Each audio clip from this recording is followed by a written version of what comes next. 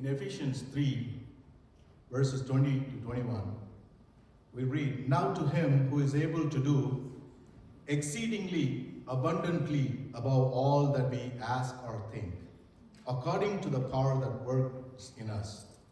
To him be glory in the church by Christ Jesus to all generations, forever and ever. Amen." Give thanks to the Lord.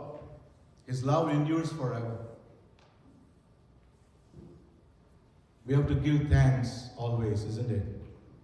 That's the only thing God is expecting us. When we read in the book of Matthew, in the gospel books, we see 10 leprosy men are healed by Jesus Christ.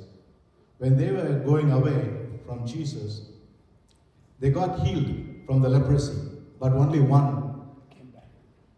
man came back to see Jesus, and he was thanking Jesus. "Thank you, Jesus, for healing my leprosy." 10 unclean, nowhere to go.